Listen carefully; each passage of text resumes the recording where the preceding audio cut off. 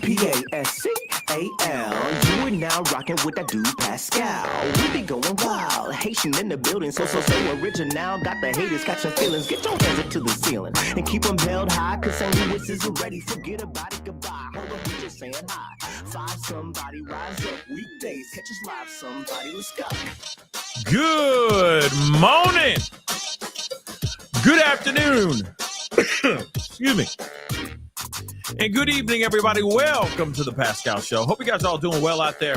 Hope the show finds you in good spirits and all of that good stuff, as it should. Let's be real. Should be finding you in good spirits. Why? Because another day above the dirt is always a blessing, y'all. Let's not forget that. Let's not forget that.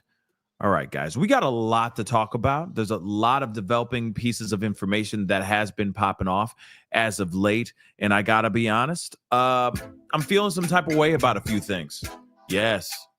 First off, didn't even know that there was going to be a press conference until there was a press conference. Wish there was a little bit more alerts about that kind of stuff. But I get it. Everything's ongoing. Everything's developing, and they got to do what they got to do. But the information that's being said in this press conference, I'm feeling some type of way about. I'm going to be real. Some don't feel right. Some just doesn't feel right. I'm sorry. And this is not me trying to put on a tinfoil hat. All right. This is not me trying to be into conspiracy theories or anything like that. But it's just interesting. There's been a lot of major developments over this press conference that we are going to be watching as a family, because I know some of us haven't seen it. And there's some things that are just a little bit odd. One main thing, you see it in the title up above or down below, wherever you're watching this show right here. And it's just making me feel some type of way. But we're going to talk about that in just a minute. Before we get into everything, though, please do me a favor. Hit that like button down below, please, and thank you. Crush it. Do what it do. Do what you need to do, dagnabbit. All right? Show some love and all that. That would be amazing. Don't forget, of course, hit that reaction button if you're watching on other platforms. If you are watching on those other platforms, like Facebook, X/Twitter, Instagram, TikTok, Rumble, hit that follow button over there. Definitely hit that subscribe button here on my YouTube channel, please, and thank you. Go over to my secondary channel, The Pascal Show Clips. The secondary channel is called The Pascal Show Clips. Go check it out. Because I've already put out, there's already videos scheduled to drop in the next, there's already a video that dropped already. A second one already dropped just about 9 minutes ago, and another one's dropping in about 30 minutes from now as well. So go over to the secondary channel. Make sure you're subscribed, because I'm talking about a lot of things that I'm not covering over here and vice versa, okay? Some things that I talked about over there today, I am talking about here, because this is all developing and there's a lot of news going on right now, okay? But real talk, definitely make sure you're subscribed to both channels. Hit that join button down below. Check that out, please, and thank you. Become a member. If you want to support it even further, check out my Patreon, check out my locals, and of course, most definitely, check out PascalMerch.com. We got some really great stuff over there, Mike. We got some really, really great stuff over there for sure. So please, by all means, go check that out. If you can, that would be amazing. Okay? Now, there is something we got to get into it, of course. We got to get into the conversations and all that. And there is something that is kind of making me feel some type of way. The reason why it's making me feel some type of way is something that we are going to be watching in just a little bit. Okay? But we're going to get straight into the meat and potatoes, because I'm going to be real. Something doesn't feel right. I don't believe this 100%. And yes, I know some of y'all are going to be, oh, damn, Pascal, have you fallen into the conspiracy theory world? That was weird. Now, here's the thing. No, I have not. But something weird is going on here, and I'm not liking it. Let me explain. Let's talk about this from Brian Enton. He posted this, and I appreciate him posting this, because I was like, somebody else got to say it except me. Because something about it, I was like, wait a second. Did they just say just yesterday it was one thing, and now they're saying it's something completely different? So here it is. They say FBI says no definitive link between attack in Las Vegas with Cybertruck and New Orleans attack. That's number one. No definitive link. We're going to talk about that in a second, okay? We're going to talk about that in a second. Here's the other piece, too.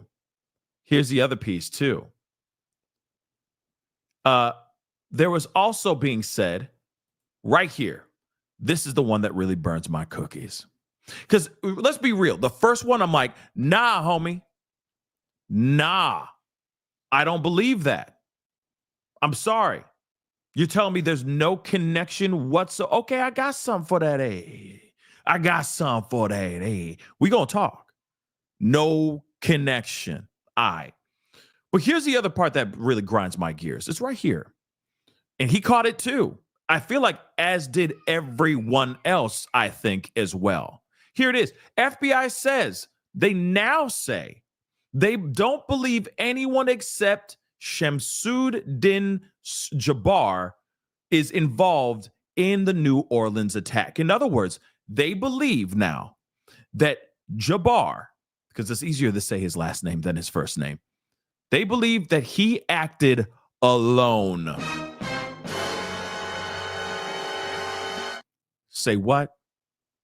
So you mean to tell me that whole thing where you said, oh, we've been seeing people running around and doing a whole bunch of things, planting explosives and all that stuff. You said that you saw 3 males and 1 female running around trying to plant boom boom devices in places in the French Quarter. So you mean to tell me that doesn't exist no more?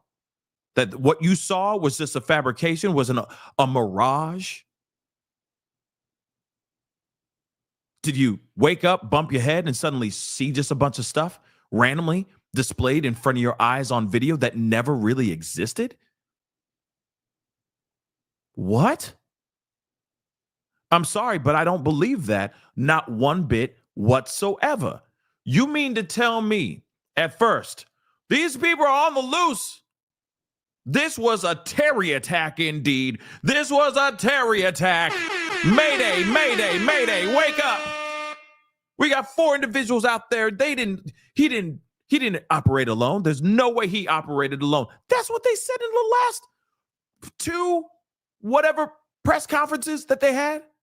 Articles being written about this and all that, etc. I'm sorry for repeating this again, but do you really think we were born yesterday? That we'll just go, yep, okay. If that's what 5-0 says, then that's what 5-0 says. There's no connection whatsoever anymore. So what happened to those 4 people? The 3 men and the little lady. What happened to those 3 men and the little lady then? Where did they go? Did they check out? Did you do your due diligence? Or are you just now saying that because you got the Sugar Bowl about to drop and you ain't got nothing right now? Don't worry, I'll wait. Sorry, not sorry. You really mean to tell me? You really mean to tell me that you expect us to believe this ish? Come on, man. Okay? Come on. Come on now. Let's keep it a bean. You can't be putting out all this information and then say, "Yo, run!" Oh, we're gonna be suited and booted. Security gonna be out the a-hole. We're gonna be raising fresh hell if anybody tries to walk into the Sugar Bowl. But you ain't got nobody right now. All you got is a deceased individual in some videos where he's claiming he's part of the ISIS. And that's it.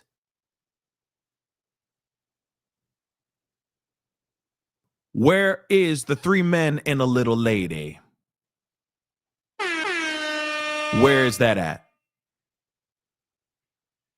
Because that doesn't make any sense to me. I'm sorry. It just doesn't. Now, before we get into everything, all right, because that to me is like, nah, that's a no for me. First things first, okay? We do need to talk about the situation that happened in Las Vegas first. That monster finally has been identified, and he has been identified as Matthew Levelsberger. He is the person that literally took this car. He took this car, drove out from Colorado Springs to Las Vegas, drove up to the hotel, Trump International Hotel, in the valet parking area, and then he set that car off. This is not some random mistake. This is not some thing that just came out of nowhere. No, this was a planned and targeted attack for sure. There's more information about this Matthew Levelsberger that we are going to be talking about here in a second. But what's interesting to me is that they still believe they're crawling to the idea of there possibly being a connection. But according to what Brian Enton said just most recently, he says they say no definitive link between attack in Vegas and the attack in New Orleans. But there is. Maybe it's a far-fetched thing, but there is. It's doing the math for us. We don't have to do anything. It's literally saying, hey, set it, then forget it. Just throw all these things in a pot, turn it up to high, sit back and let it go. It's that simple. Literally. These crimes, I believe, are indeed connected. Just saying that real quick. You can believe, you can be on my team and say, team, hell yeah, they connected, or team not connected. It's okay. But this is too on the nose. This is too much of a coinky dink for it to just be a coinky dink. There's just no way, in my personal opinion. But let's take a look at this, okay? So, first off, the driver who was on the live in this Tesla truck. Okay. He has been identified. Law enforcement has confirmed him as Matthew Levelsberger, 37 years old. He rented this electric pickup truck that went up in flames on New Year's Day in the valet area of the hotel. He was behind the wheel when this thing went off with fireworks style mortars, camping fuel and canisters. You have all that stuff in one area. You're trying to do some bad. This was definitely a targeted attack. No, this was not just one of them damn Teslas that just keep on bursting into flames. Damn Tesla, Elon, fix your ish. Nope, not that at all. This was a targeted and planned attack by this man, period. This was not some malfunction. Levelsberger has several addresses in Colorado Springs, at least one of which was swarmed by feds late yesterday night. This dramatic explosion outside the Vegas hotel is being investigated by investigated by FBI as a possible act of terror. Okay, now the driver also lost his life in the blast. Blah blah blah. We already know about all this. Now this happened hours after Jabbar did what he did in New Orleans. You're telling me there's no connection. Now, let me break this down for y'all real quick. Both of these individuals, both of these men, they both went and rented cars, electronic cars, from the same app, Turo. They both left from their respective hometowns or, where they were currently residing in, and cross state lines to other populated areas like Houston for Jabbar. And he drove from Houston to New Orleans, and like Colorado Springs for Levelsberger. He gets in his rental and drives out in his Tesla, drives out to Vegas around the same time, hours apart of each other. Crimes and attempts of carnage happen.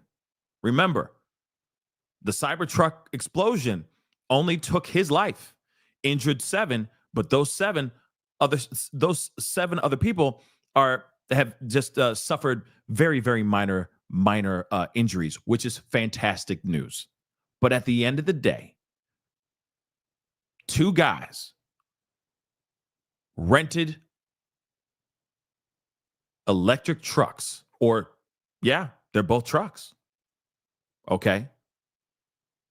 Drove to out of their own hometowns to populated areas and then tried to set it off. One was more successful, unfortunately, for lack of a better term, than the other in the crimes that they were trying to enact using the same apps. Oh, let's not forget, Matthew Levelsberger also is he is also an Army vet.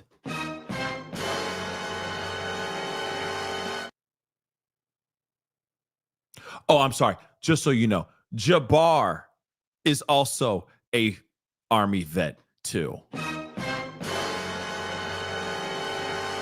Yeah.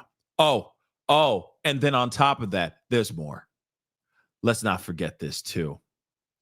Suspects from Vegas and in New Orleans served at the same Army base. I'm gonna have to hit the, I'm sorry, guys. Some of y'all are tired of it, but I gotta hit the button again. Yeah. So they were in the same Army base. They served at the same Army base. They order from the same app, Turo. They get some electric cars or whatever you want to call them. They drive out of their own respective areas a day or two before New Year's Eve. And then in the early morning hours of New Year's Day, they enact carnage.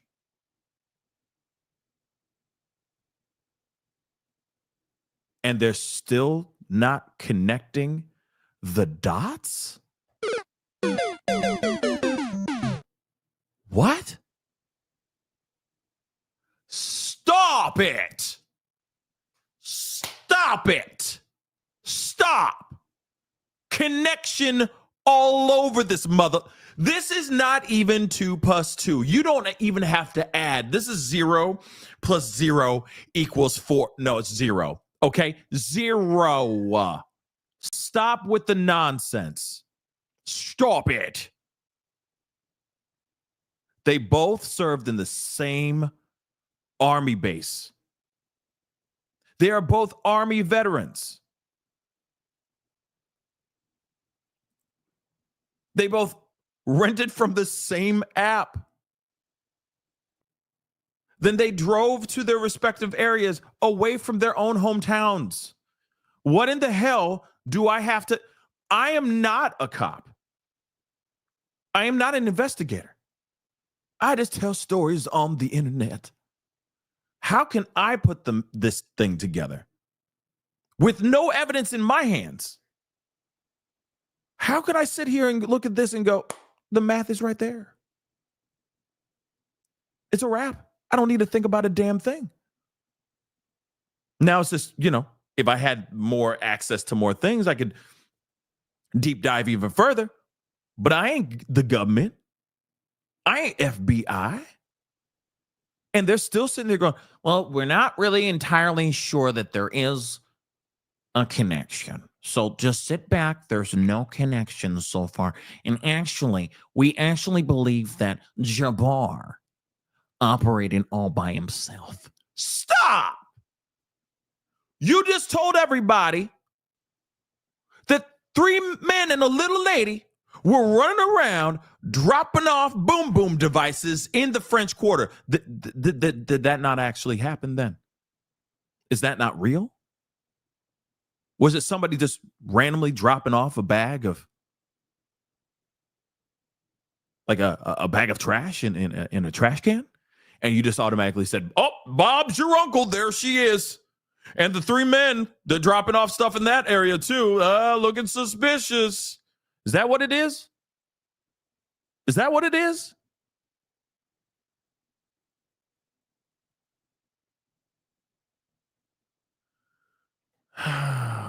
This is stupid.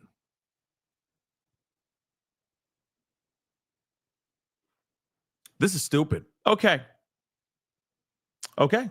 We got quite a bit to look into. So first things first. This is absolutely insane. Let's just take a look at this a little bit. All right. So they're saying the Colorado Springs resident suspected of detonating the Cybertruck. Of course, we already know all about that. And the Texas man driving the pickup truck in the crowded area on Bourbon Street, okay, served at the same military base, sources told this article here. Authorities are investigating the link as a possible connection.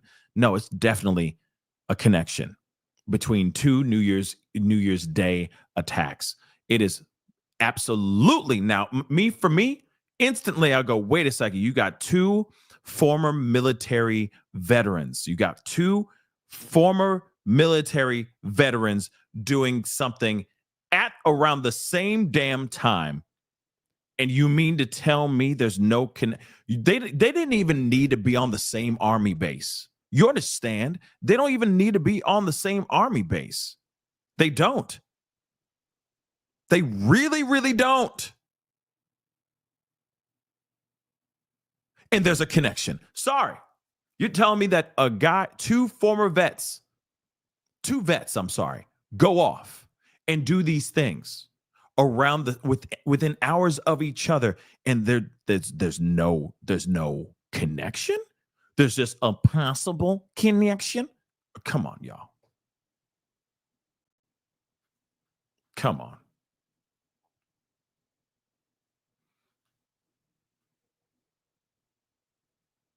Well, that's interesting because they say maybe there's new development. Somebody just said he was still that Matt was still active, but it says here that he's an Army vet. Now, that could change. He could have been very well have been active until his last dying breath. But at the same time, what the hell? Doesn't matter. Doesn't matter if he was active or if he was a vet.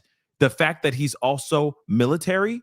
They're both military. Then on top of that, just to sprinkle more into this BS, they served at the same army base. Then on top of all of that, they were ordering their trucks from the same apps. I mean, it's so easy. To me, this is very, very easy in my personal opinion. Okay? In my personal opinion, this says everything. It almost feels like they did the breadcrumbs like that to make it very clear that they were connected. Because think about it. Why would they go do that? Why would they go do that if they didn't want to show a connection or didn't want to show that there is a possible connection to them, to each other, and all that? They would do everything they can to go. They'd go use their own cars, or they would go and rent from Enterprise or Hertz or something like that. They literally ordered from the same app. Both of them used electric cars.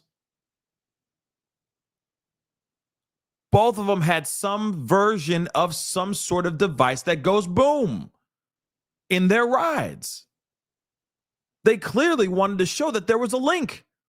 They literally said, hey, I'm giving you the cheat sheet. I'm giving you the answers to all the tests, 5-0. Just read it. You know those teachers, we got those cool teachers in high school. They'll be like, yo, I'm giving you guys the cheat sheet. All you need to do is read this, study this, memorize this, and then regurgitate it when we do the quiz on Friday. That's all you need to do. That's all you need to do. And then some of these kids will be like, what? But it's just so hard. I don't know what it's like. It's the answers are right here. Verbatim answers right here. Just follow that and you'll get an A. How is that so hard? Same thing right here. These guys left this behind to make it very clear that there is some sort of connection, or that there is a connection. Not some sort of, that there is. Now, maybe they're holding this back. Maybe they don't want to say those things because they don't want people thinking that, how can these two men that served our country do something so terrible like this? Let's keep it real. Honestly, that could very well be what it is. Maybe they're like, we don't want to talk about it. We don't want people to get scared out here in these streets thinking that all Army vets, active or not active, okay, in the military are going to just go off and do bad things. Maybe. But at the same time, you can't sit here and say, oh, we have 4 people that we're looking for. 4 co-conspirators that did this, that helped out on this tragedy in New Orleans, and then suddenly retract that ish. You just don't do that. You just don't, because that also adds room for more conspirizing, more conspiracy theory. Let's be real. Because even myself, I'm wearing the hell out of my tinfoil hat right now. Because in my mind, I'm thinking, they only give a damn about them ducats for that sugar bowl. They don't give a damn about the safety of people.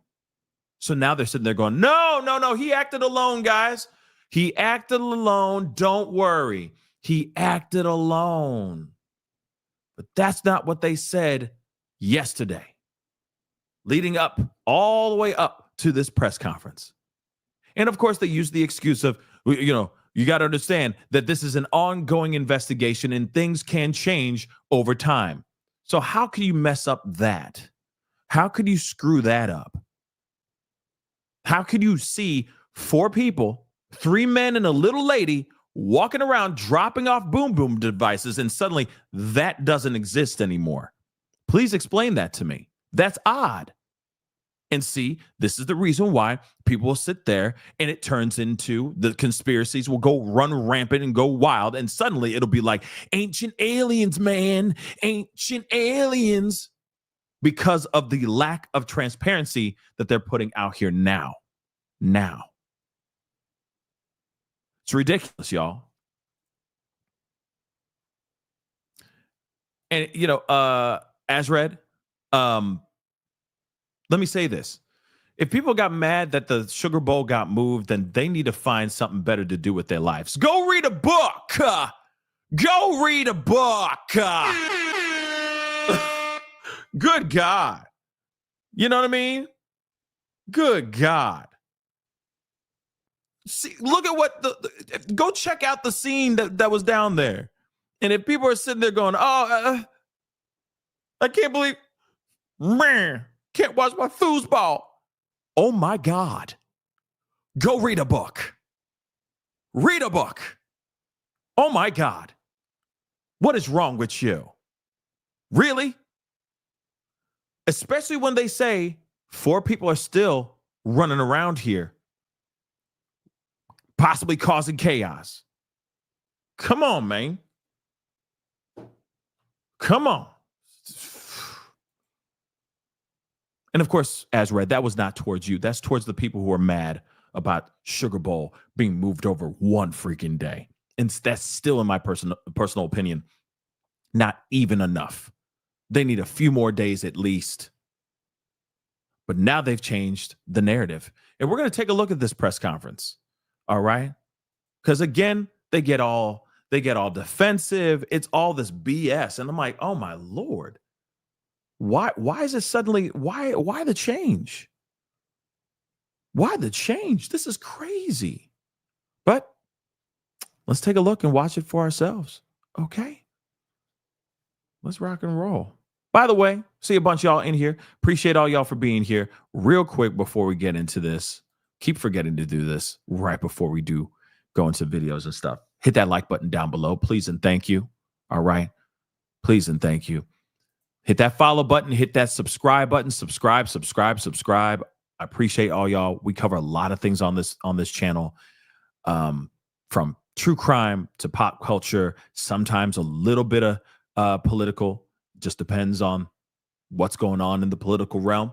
We talk about a lot of things on this channel. So please subscribe if you can. All right. And yeah, Northern Dame. Yeah. It could have been delayed a tiny bit longer just to make sure everything's cool. But like I said, I think that they're more concerned about the monies. They're more concerned about crushing them ducats, okay,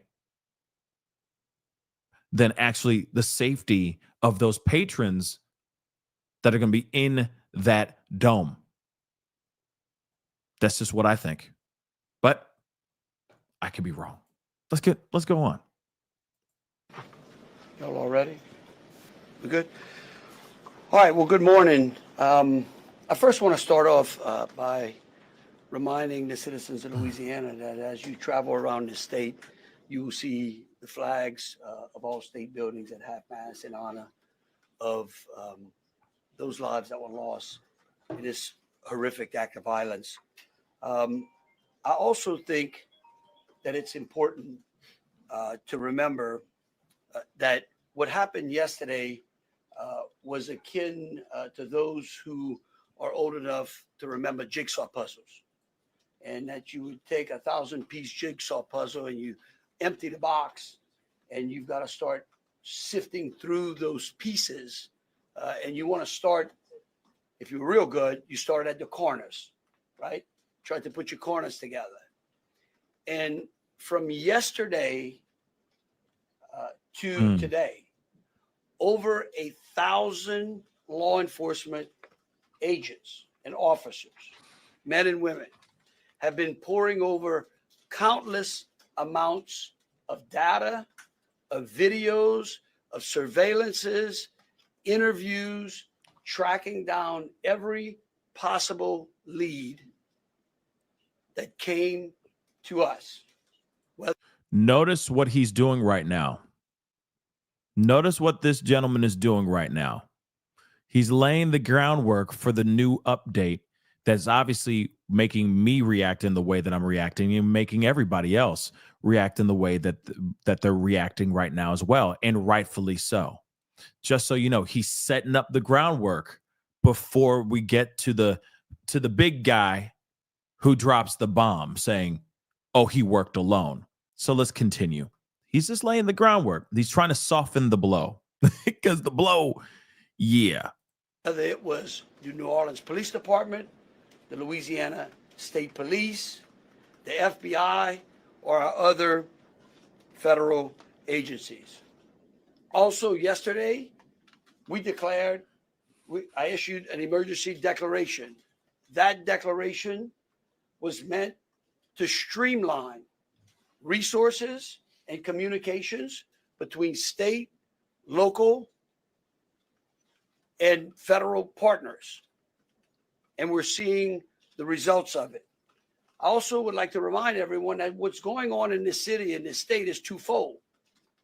We've got an active criminal investigation going on, while we're also continuing to secure the city in preparation for 3 o'clock kickoff time for the Sugar Bowl.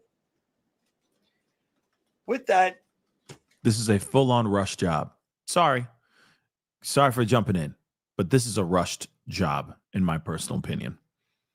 And I pray to God nothing bad happens in the next 3 hours or during that Sugar Bowl.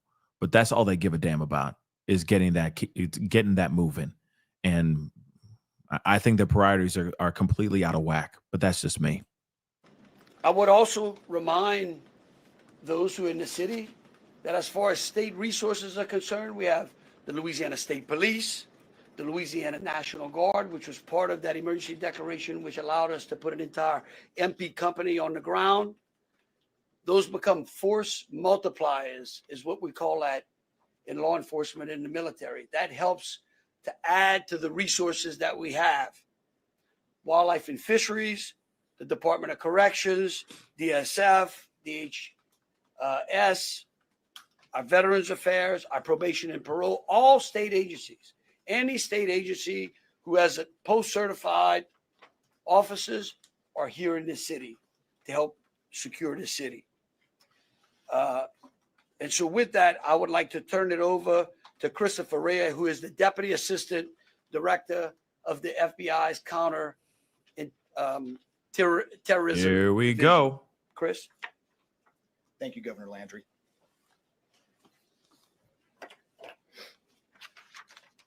Good morning.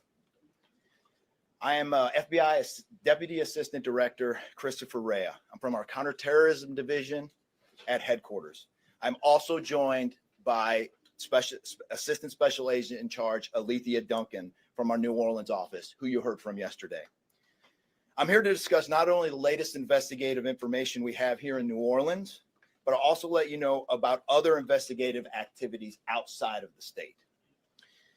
I first, and most importantly, want to send our deepest condolences to the victims of this horrific attack and their loved ones.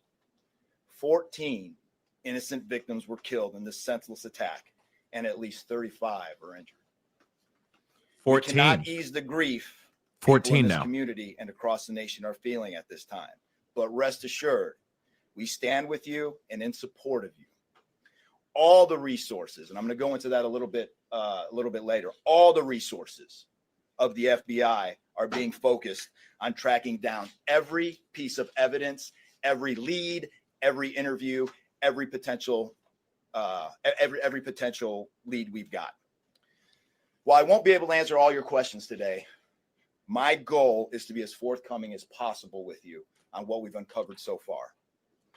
First and foremost, let me be very clear about this point. This was an act of terrorism. It was premeditated and an evil act. This was obviously a critical incident, and with that, lots of information and tips come pouring in from law enforcement, first responders, and the public. We have been aggressively running down these tips and information. As you all know, that takes time, and we will continue to do so until every lead has been followed through on. This investigation is only a little more than 24 hours old. So I ask you to keep in mind that as I go through some of the specifics later. Here we go. But at this point, currently, and this is another fact I want to be clear on. We do not assess at this point that anyone else involved in this attack except for Shamsuddin Jabbar, the subject you've already been briefed on.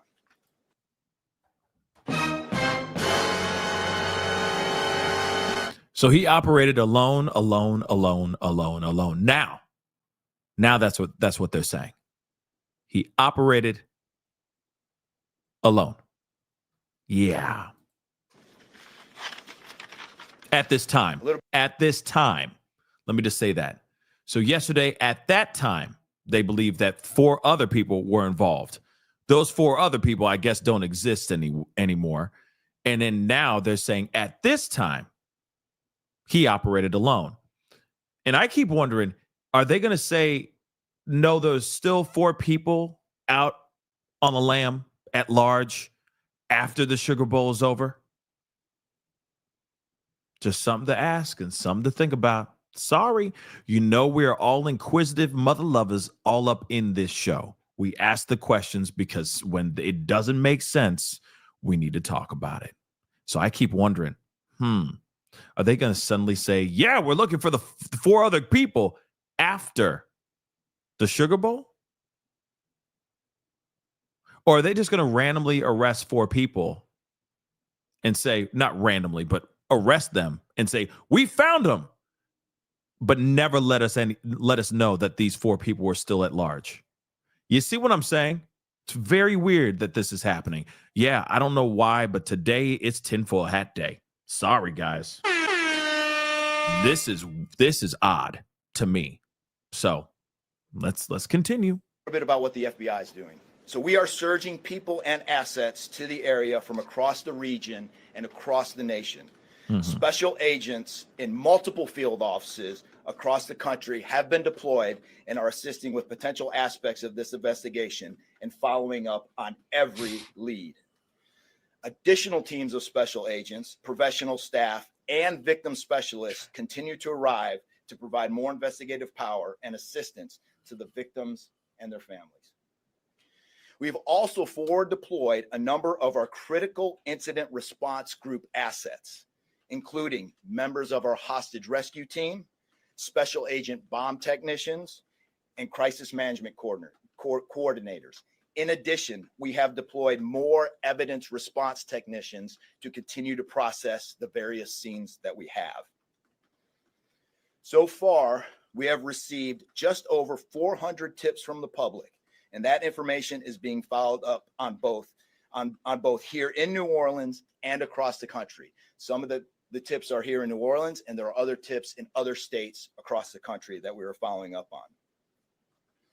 The FBI team and our law enforcement partners here are also reviewing hundreds of hours of surveillance and other video from both the French Quarter and other locations.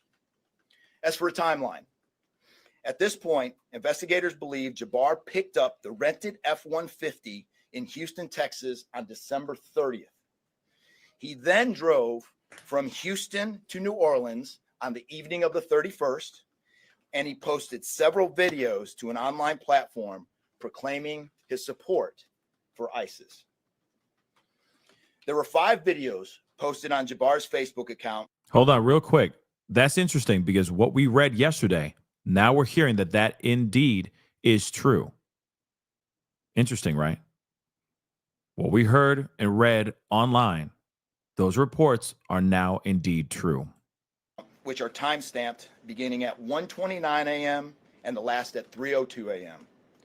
In the first video, Jabbar explains he originally planned to harm his family and friends, but was concerned the news headlines would not focus on the, quote, war between the believers and the disbelievers, end quote.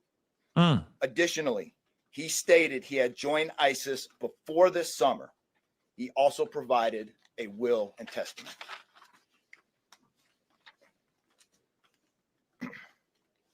FBI and ATF. FBI, we have a couple different scenes at the location. We have released the scene at Bourbon Street. That scene has been released. Crazy. We also have a scene off of Mandeville address where we're currently searching that scene right now. FBI and ATF agents have secured that house, and that location is being searched for potential evidence. On New Year's morning, Jabbar opened fire after ramming through a blocked off area of Bourbon Street, used his truck as a weapon to run over the victims. Teams of specially trained victim specialists, again, as I said, are on the ground here in New Orleans, assisting survivors of the attack and loved ones of the deceased. We do not believe the public is in any danger around any of these locations.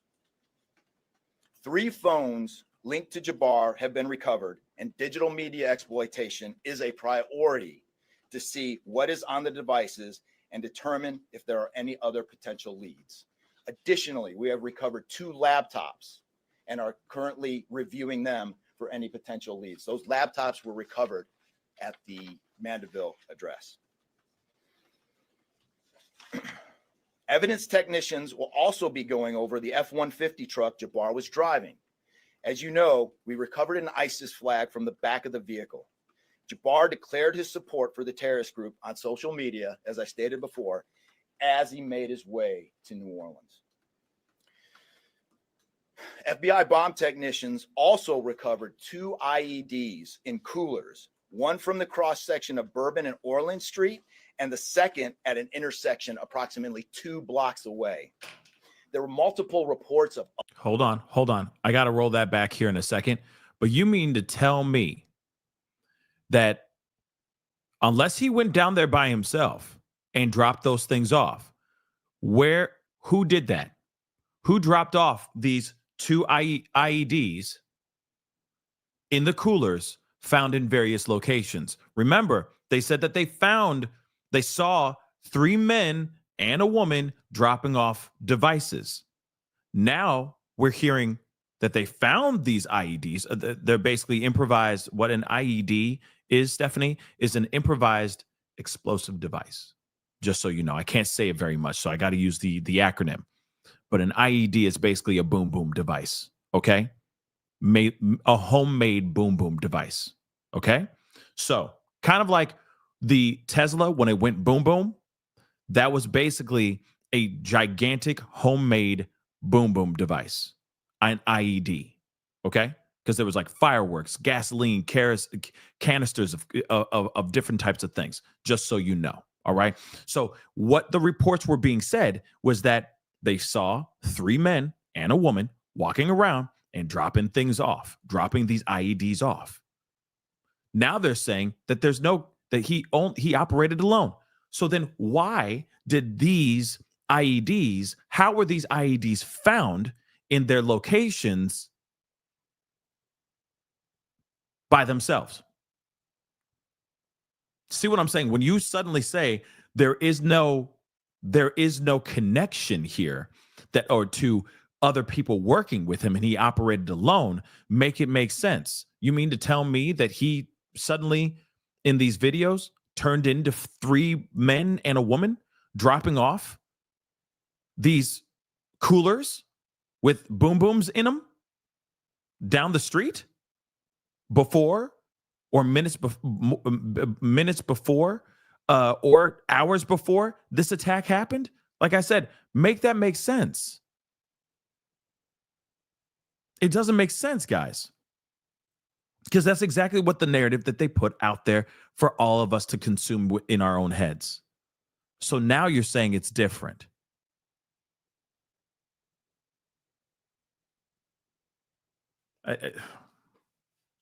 All I'm saying is who dropped off those coolers filled with those devices then? Who are those? If you can give me that, then I'm telling you right now, I'm sure all of us will sit there and go, oh, okay, then that's what, all right, he dropped it off, fine.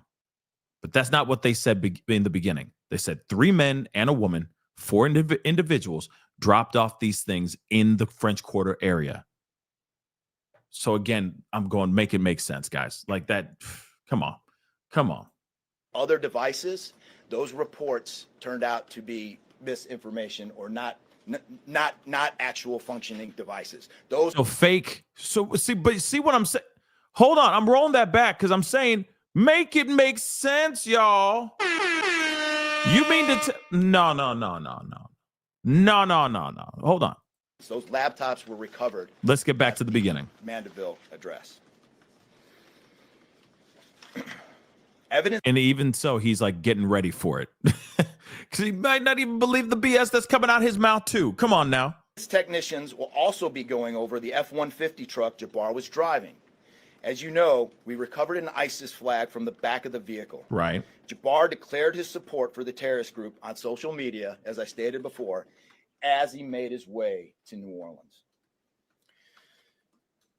FBI bomb technicians also recovered 2 IEDs in coolers, one from the cross section of Bourbon and Orleans Street, and the second at an intersection approximately 2 blocks away. Okay. There were multiple reports of other devices.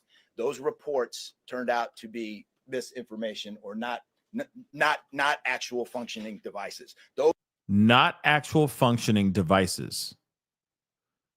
So there could have been fake reports of fake news, but then also other devices found in the area that actually were not working, but they still were there. You see what I'm saying? So somebody had to have done something. You're telling me they just ran over there and took, oh, this is a perfect opportunity to drop off an IED, a fake IED right now. You see what I'm saying? Those are still, in my personal opinion, if you're saying that they're still fake, somebody had to have dropped those fake devices off regardless. In other words, knowing that some sort of act of terror was about to go down. Come on. Those are the only 2 devices that we've been able to recover that were functional.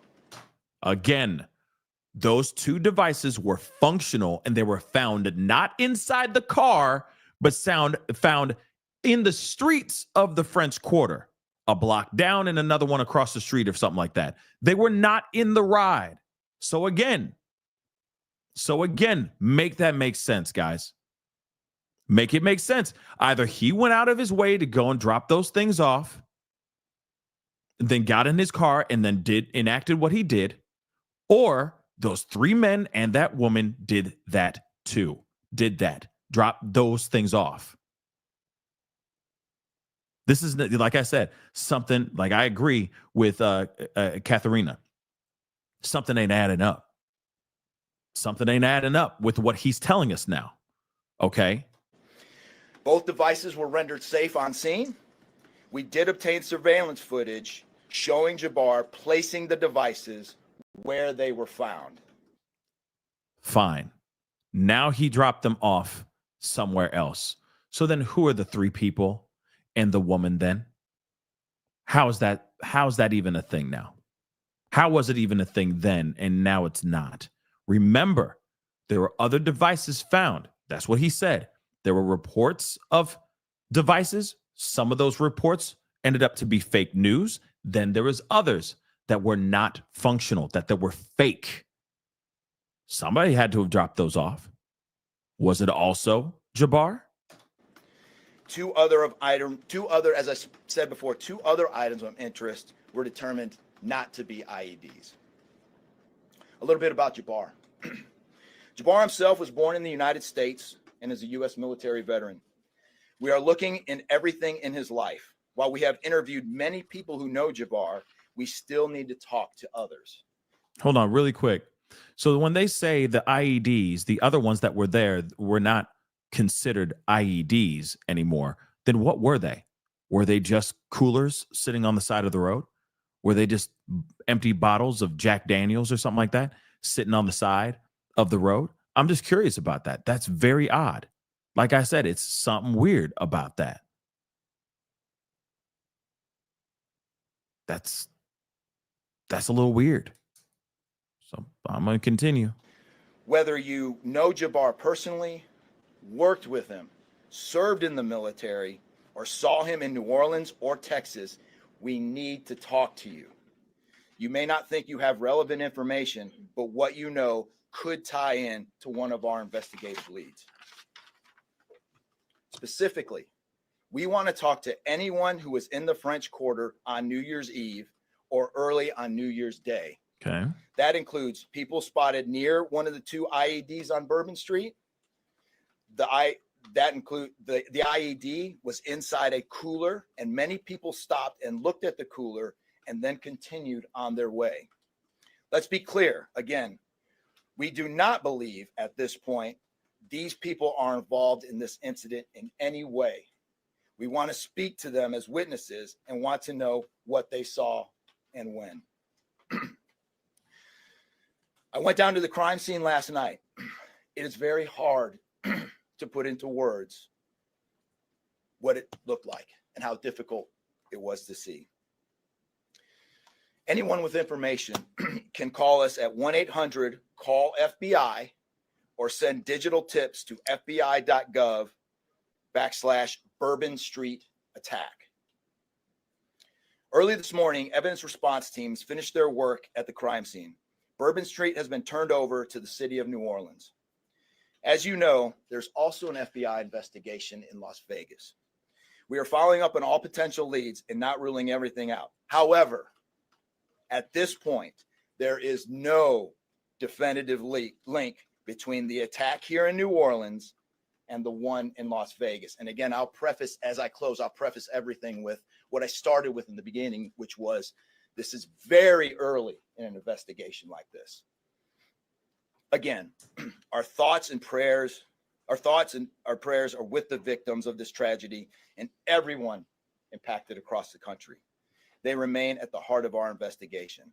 I also, although I've only been on the ground here a short time, I also want to express a sincere appreciation for our partners here, which include the U.S. Attorney's Office, HSI, ATF, the New Orleans PD, the Louisiana State Police, the Governor's Office, and countless others. At this point, I'm going to turn it over to the special agent in charge of ATF here, Josh Jackson.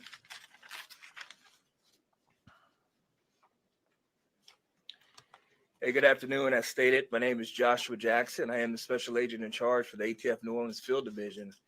And ATF's primary mission is preventing, reducing, and solving violent crime throughout the United States and abroad.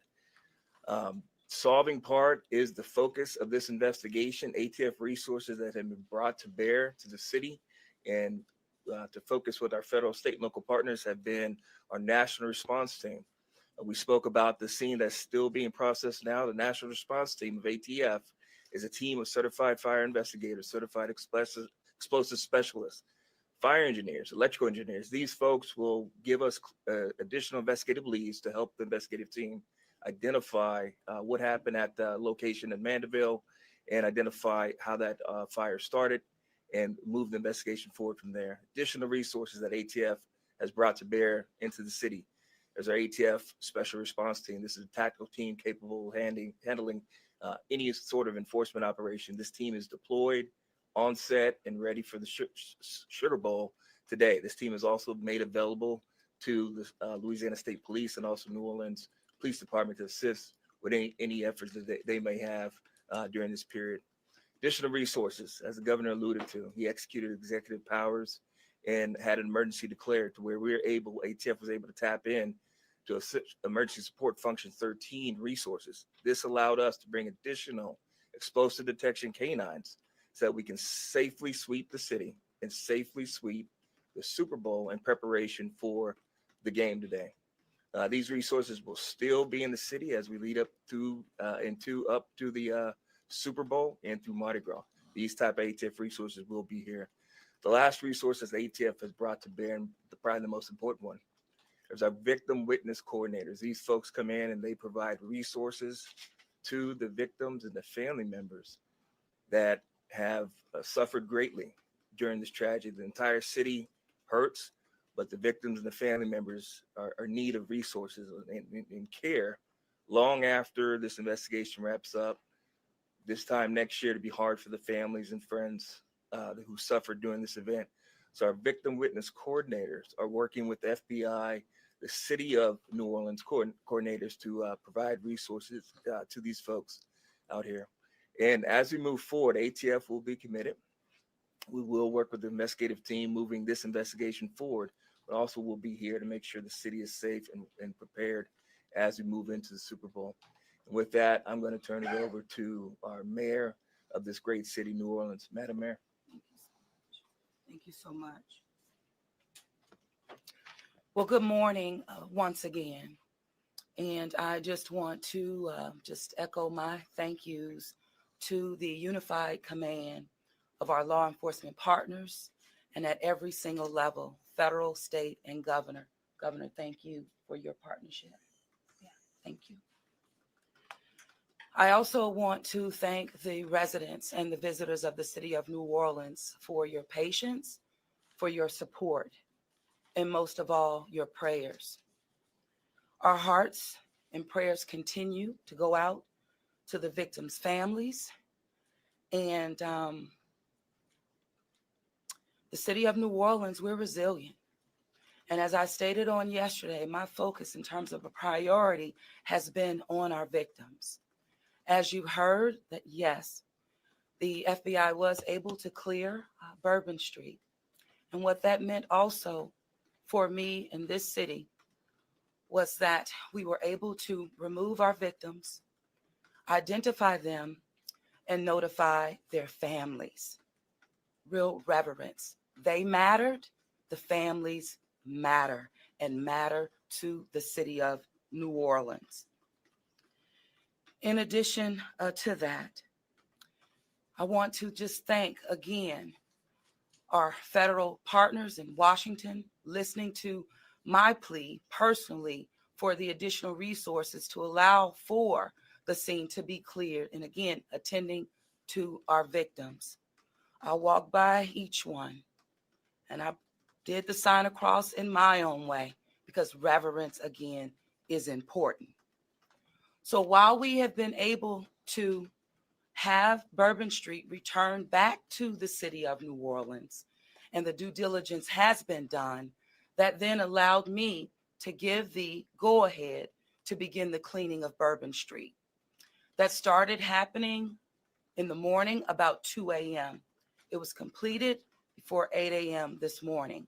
But that has really set the tone, I would say, and with the confidence that I have in the law enforcement partners, all of the resources that have been activated, how we have made sure that safety continues to be our top priority, how our assets have been deployed strategically, again, for the safety and the protection of our visitors and our residents in the city. And because of that, the confidence is there to reopen Bourbon Street to the public prior to game time today.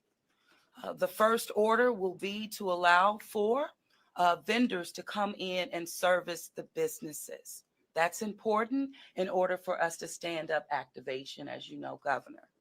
And so with that, I want to reassure the public that the city of New Orleans is not only ready for game day today, but we're ready to continue to host large-scale events in our city because we are built to host at every single turn. I want to, again, thank all of those who responded to the FBI's call for information and tips. As you heard, that has been useful. Continue to do that. The investigation is still active and absolutely under the FBI's leadership. We will continue to operate and cooperate as we always have. So I want to also thank all of our partners for the added resources for victim and crisis management. We know that that's, again, important. Working with our partner, the Greater New Orleans Foundation, we have set up a fund for our victims' families for not only today, but into the future. As you heard, this is going to be a long process for our people. So with that, the city of New Orleans, and with all of my confidence, we are ready. And we could not get here, again, without the unified presence, support, and cooperation. We are stronger together. And I want to say again, thank you so much. Thank you, Governor. So once again, the governor would like me to reiterate that Bourbon Street will be prepared for full activation before game time today. We know 3 p.m., so we're working towards 2:30 p.m. Prior to game time, the kickoff, Bourbon Street will be restored. So we're hard at work now. Our teams are now, and of course, working with our business community to serve our public and serve our residents and our visitors alike. Wow, that's insane, yo. Full effect by this afternoon. In closing, I want to rest people assured that right now in the city of New Orleans, there's an unprecedented amount of law enforcement resources that are being utilized to close out and to hunt down and to finalize this investigation. I want to thank the FBI and all of our federal partners for the amount of resources they have poured into the city. This type of event can happen in any city. And that's the tragedy of it. And I think it's important for people to understand that to protect our citizens in America from evil, you have to crush it. You can't go out there and placate it. You can't go out there and say, oh, I'm going to put this in place and that in place and hope that evil doesn't show up on your doorstep, because it will. You have to crush it. And that's what we're going to do here. We're going to put it all behind us. We're going to continue to keep the victims, those that are in the hospital, either fighting for their lives or trying to recover, in our thoughts and in our prayers. But you know, this morning, and I don't want to single out just one news source, but I just happened to turn on Fox and Friends, and there was a young man who was interviewed who was actually on Bourbon Street during this horrific act of terrorism. And they closed out by asking him, what now? And I think he summed it up. He said, look, we can't live in fear, because fear will paralyze us. He said, we come down to the city to enjoy ourselves and to entertain ourselves and to be with our friends and with our families, because that's who we are. Louisiana invented hospitality. The people of this city care for each other. And believe you me, we care about each one of the lives that were lost in the city of that. We will never forget them. But it would be a tragedy if we let their losses be snuffed out because of fear. This city will be back. We'll be open to family and friends and loved ones who want some time to relax from the pressures of life. And so today, we're going to have us a sugar bowl. We're going to enjoy ourselves. We're going to keep those again, who have lost loved ones in mine. And we're going to get on to the business of this city and this great country. With that, I'll take any questions. Now, hold on really quick, because I know everybody and their mom is talking about something else in the chat. So just so you know, I've been known about the situation in DC, a car driving erratically on the sidewalk in DC. It had the Capitol shut down. That person has been arrested. They already scanned the whole thing. They scanned the car. A bomb squad went in there and did all their stuff. So everything is fine. Just so you guys know. All right. But let's continue on. Governor, this is for you and the assistant director. The message has really changed since yesterday. Yesterday, the FBI said that people should be vigilant, that he did not act alone, that he likely had help. And now you're coming out the very next day and saying he was a lone wolf, everything is safe, the game moves on, everybody had a good time. How can you be so sure just 12 hours later? Well, we're going to bring him up. All right. But here's what I want to remind everyone. Like I was a deputy sheriff, right? I worked in a jail. I worked on the street. I worked on the interstate. I served warrants. I can tell you. Look, in today's world, I get it. Information, we get information like that. Everybody lives in a 15-second TikTok video. We think that life operates like it does on our phones, and it just doesn't. Information changes. In fact, that's why we ask the media for patience. We get information, like I said, putting that, no one dumps 1,000-piece jigsaw puzzle and puts it together in 5 seconds. Okay? And what I would tell you is that I appreciate the fact that what we did was we're under promising and over delivering today. And I think that's important. And I want to remind something, look, because over the last decade, law enforcement has taken it on the chin unfairly. And there are great men and women serving in the FBI, in ATF, in Louisiana State Police, in New Orleans PD. Our sheriffs have been unbelievable in this. And I tell you, they want to protect you all. And we have to trust them. And sometimes the information we put out, we end up finding out that it may be incorrect. But guess what? What we're doing here is something I think is important. It's called transparency. And look, something may change again. Here's what I do know, though. Right now, this is one of the safest places on earth. That doesn't mean that nothing can't happen. Thank you, Governor. And to echo exactly, I think the governor put it eloquently, as could be said. In a lot of these instances, I also had the opportunity to deploy to Boss Bomb, and I will tell you, this is almost carbon copy to Boss Bomb as far as the inaccurate reporting that comes up. And what the governor said is, we want to be transparent with the public. Years of the FBI not being transparent, we're being as transparent as we possibly can. And unfortunately, as we're being transparent, unfortunately for that, there is some information that we have to go back and recorrect. And in this particular incident, you heard the resources that we brought, that the other state and locals have brought. We've had 24 hours now to go through media, to go through phones, to interview people, to analyze those videos, analyze other databases. And after all of that, there's been hundreds and hundreds of leads done just in 24 hours.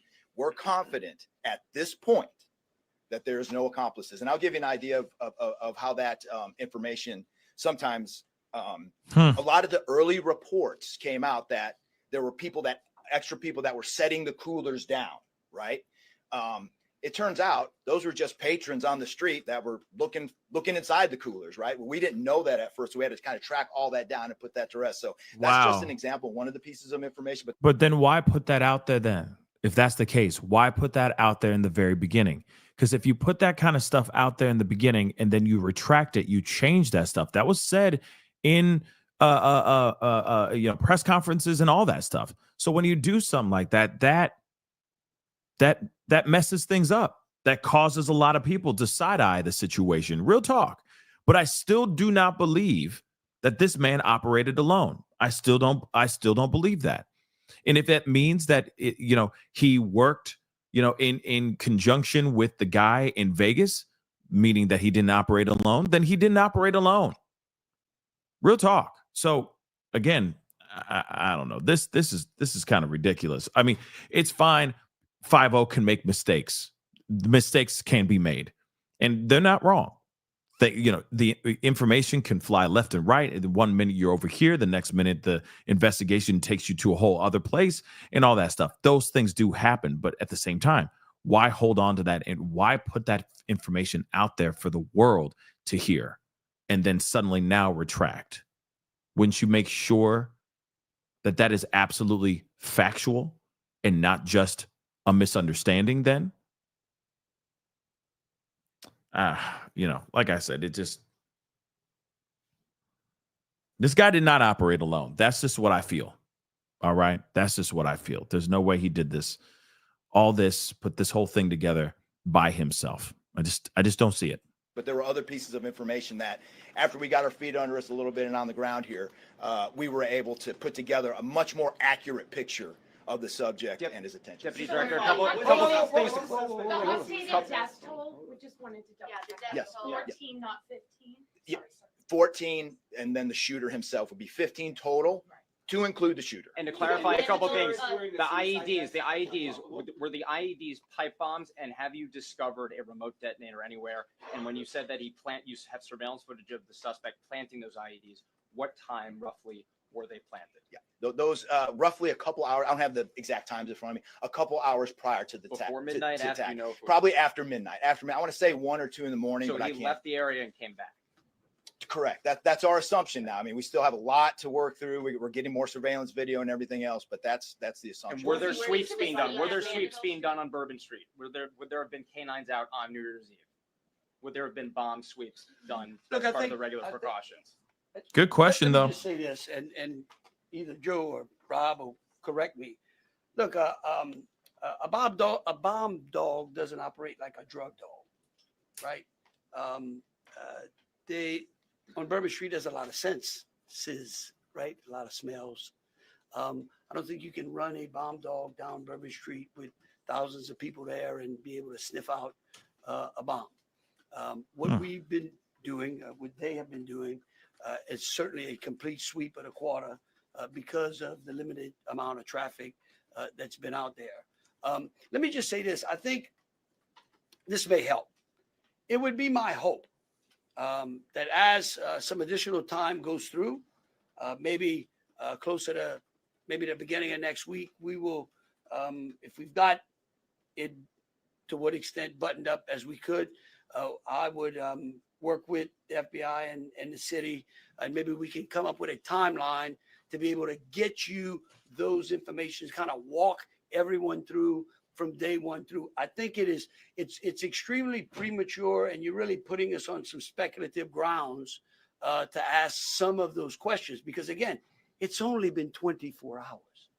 I mean, can you imagine how far we've come in 24 hours? So can you just clarify if there was pipe bombs and a remote detonator? Sure. Well, we'll go one at a time. Being done to make Bourbon Street safer tonight than it was New Year's Eve? Are temporary bollards being brought in to block off the street, and why weren't those used on New Year's Eve? Damn right. Well, look, here's what I'm going to say. Every time some bad guy does something like this, there's what we call an after action review. Because again, nothing is 100%. We have reinforced the area. We have deployed some additional types of assets. I personally think it's up to the city or other. I don't like to give specifics because I don't like to tell the enemy what we got. But I can tell you we're in better shape than we were before. Director Rea, Director Rea, excuse me, what brought him down this road? Can you speak to the Mandeville scene? And then we'll go to you. Some neighbors at that site told us they smelled smoke early in the morning. Was there a fire there? Any kind of burning happening? Yeah, Do you great. still believe that fire happened after the suspect was killed? That's correct. Yeah, I'll move to 18. I do want to address the suicide vest question. I want to kill that one right away. There was no evidence that the subject was wearing a suicide vest at all. So I will turn the Mandeville stuff over to ATF. As to the fire at the Mandeville scene, so our working theory now is that the fire started after Jabbar was already deceased. There's a lot of different ways that can happen. You could have different time devices. You could have a long cord that extended that time. You could also have pressure cookers that were put on top of the stove filled with gasoline, and then it went off. There's a lot of different ways to do it, but that is why our ATF National Response Team is here to answer those questions and get that investigative lead back to our team. So more to come on that. We're still processing that scene. We're out there right now. What do we understand about how he became radicalized over all of this time? What brought him to Bourbon Street? Do we understand? Was there any international travel involved? What led him down this path to this sort of radicalization? Right. Sure. A lot of questions we're still asking ourselves. We know that he specifically picked out Bourbon Street. Not quite sure why. I mean, I think one can assume that it was lots of people New Year's Eve, with a target for an attack.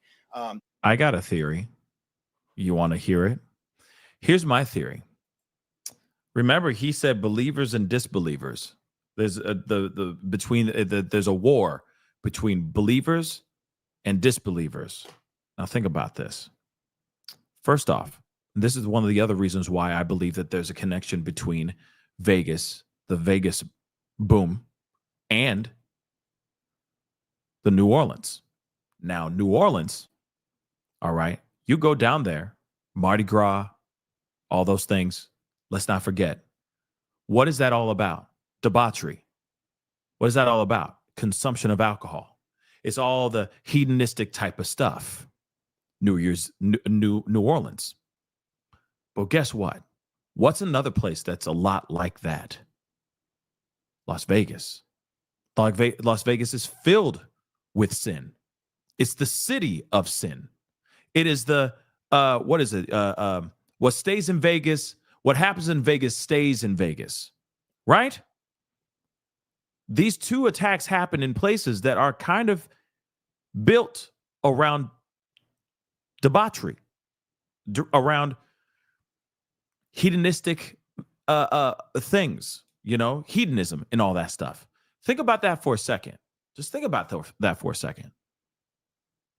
You go to Vegas to party. You go to New Orleans, especially Bourbon Street, to go and party. You don't go there to read the Bible and drink Perrier. Come on now. You go there to kick it.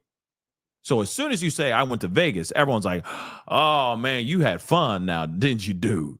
Same thing with New Orleans. Yeah, I went down there. It was cool. It was nonstop kicking it and drinking from the moment I stepped off the plane to the moment I stepped back onto the plane. Devout Muslims believe that their bodies are a temple.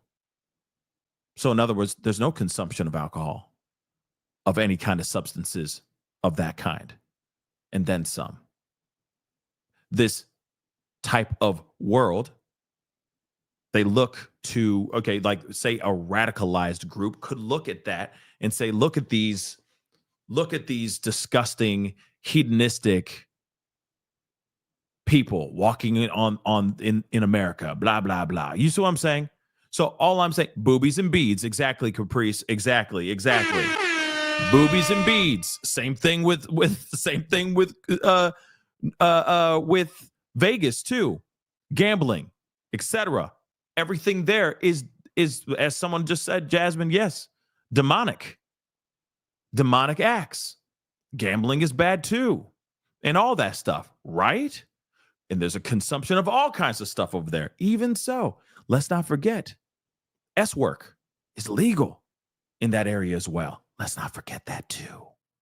And for a fact, if you go down to the to the bar at a certain time of the day, you're going to see a whole bunch of S workers congregating, waiting for the next John. Let's keep it real. If you've been to Vegas, you've seen it. You may not have seen it, but you've seen it. Okay? Now, think about those two places that are filled with what some would look at as things that are not holy things. Boom. There it is. So that's one of the other reasons why I believe that there is a connection. Now, maybe we don't know what this Matt Livelsberger was all about. We don't know if he was found Allah or something like that, was claiming that he was part of ISIS's. We don't know that at all. We don't. That's hopefully something that they unearth very soon. But there is a connection here for sure. Absolutely a connection. So it's just interesting though, guys. Don't you think? I see a connection. A lot of it. There's a connection in all of this. It just seems so odd that this all would happen and there not be, and there's no connection. There's a connection. But let's continue on. That's just my theory, or that's one of the theories. Okay. Maybe I'm wearing my tinfoil hat for that too, but let's be real. People say that New Orleans, some people say Miami is this too, but they'll say that, New Orleans is like the Vegas of the South, right? And then they'll say that same thing about Miami. Miami is like the Vegas of Florida. You know what I mean? Yeah. Very true. So just something to think about. Both cities filled with sin. For sure. But let's continue. That's the stuff in the coming days, as far as that path to radicalization, that we're really going to be digging into and making a priority of. So what I can tell you right now is that he was 100% inspired by ISIS. And so we're digging through more of the social media, more interviews, working with some of our other partners to ascertain just how to ascertain a little bit more about that connection. Mayor, what gives you the confidence? We're gonna do one more. Kate? Right there. You've had your hand up for a while. Yeah. Thank you. I appreciate it. It's actually for Special Agent Ryan.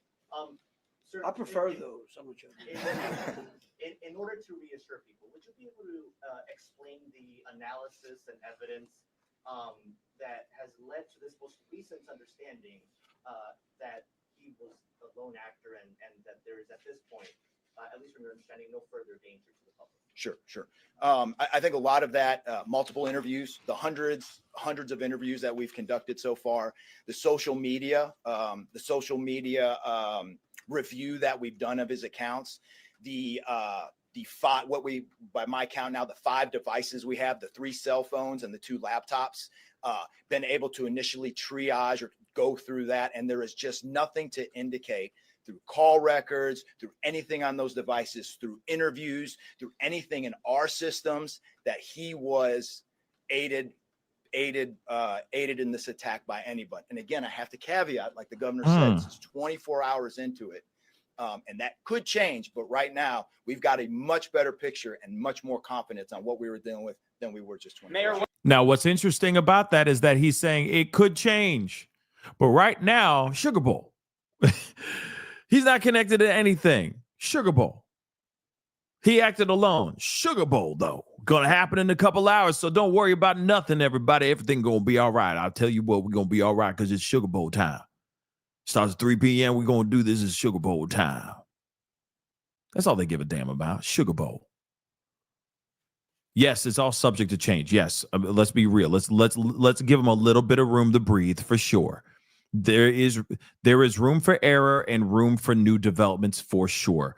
But please, come on. He acted alone. Okay.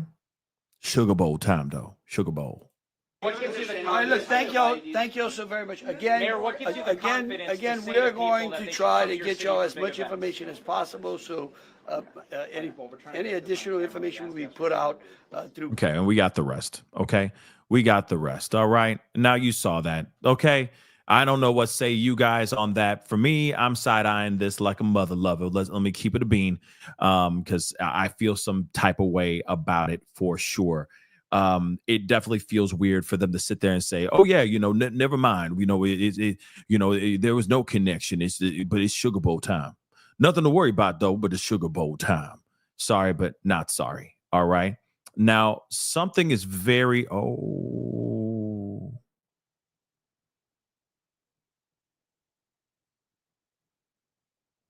wow. Well, okay. Oh boy, there's so much craziness going on. I don't know what's going on. It has been insane. Okay, insane in the membrane. Okay, shoot. Even Waka Flocka got jumped. What is going on? Even Waka Flocka got jumped, man. Okay? Even Waka Flocka got jumped. What presser? A presser for what? Where? Who? What? What presser? Check presser. What does that mean? Presser for what? I know I need more information, Grace. There's a presser. Presser for what? For Vegas? Damn. Give me a second, guys.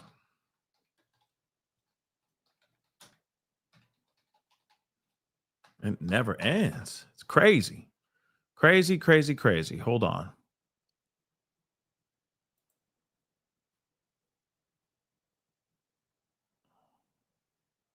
Hold on. It just started.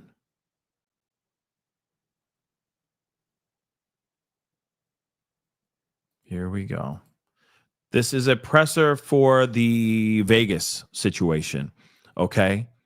A presser for Vegas. Yeah, I mean, I'm trying to jump off this show. So I'm only going to be able to play a little bit. I'm going to probably have to come back and show you guys the rest of this a little bit later. Okay. But let's take a look at some of this now.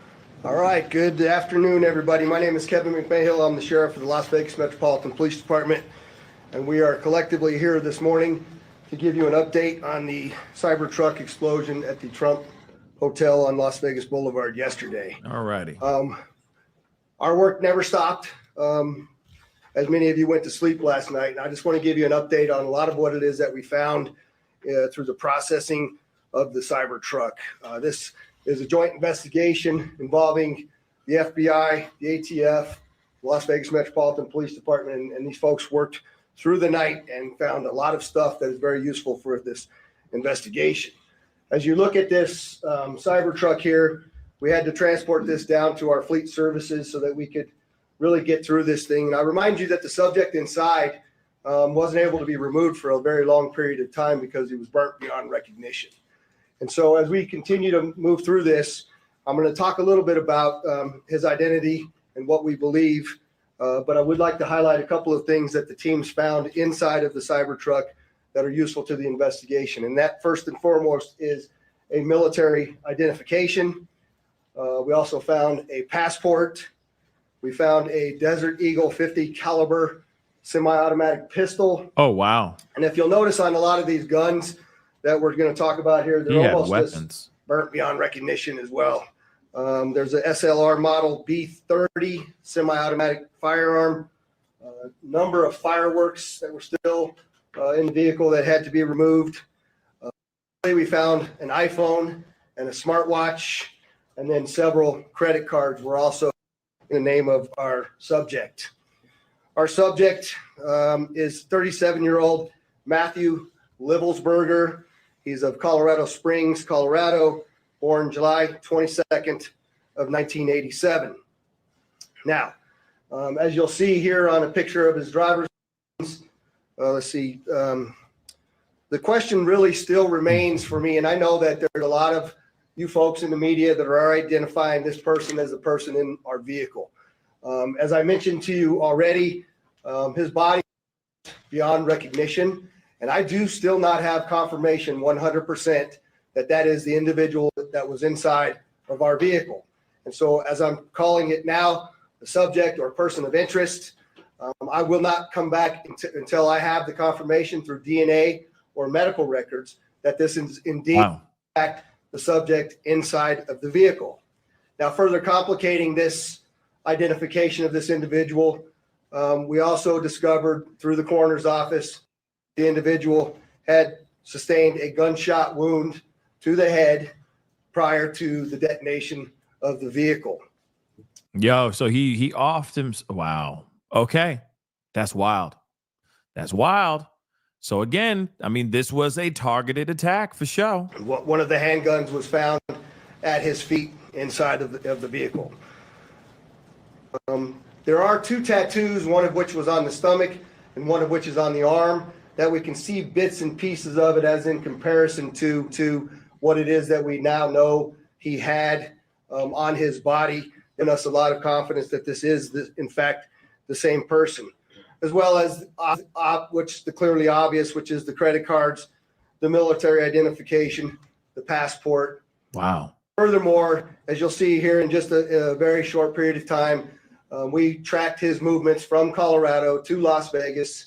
And in a number of the photographs that we were able to determine, he was the individual that was driving the vehicle. And also, I'd like to iterate this point to you. We still have only ever seen him in this vehicle, and we're not aware of any other subjects involved in this particular case. Now, I would like to acknowledge a couple of things because I know what's going on in the social media world, and there are a number of things in this case that are similar to the attack in New Orleans. We do know that our subject here served in the military. In fact, he's a current member of the military. Both of the subjects served at Fort Bragg, North Carolina. What we do know about that is it's a very large military base, and we have no record that they served in the same unit or even at the same years at Fort Bragg, something that continues to remain under investigation. But that ain't weird. I also know that they both served in Afghanistan in 2009. We don't have any evidence that they were in the same province in Afghanistan, the same location, or the same unit. Again, something else that remains under investigation. But they both served in the same area at the same time. And we also know, of course, that they both used the rental company Turo to rent their vehicles. Stop. Hold on. You mean to tell me that there's no, come on, man. Come on, there's no link. Stop it with the nonsense. Okay? Stop it, please. Please stop it. You can't tell me that there isn't. They were serving. Come on now. I get it. They could be serving in the same place at the same time and not ever cross paths. Yes, they could be at Fort Bragg and never cross paths. But at the same time, that just seems a bit odd, don't you think?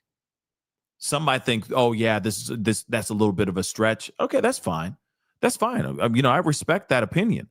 But at the same time, come on now. Come on. Okay? That just seems a bit odd. They were at Fort Bragg together and they served in Afghanistan around at the same time.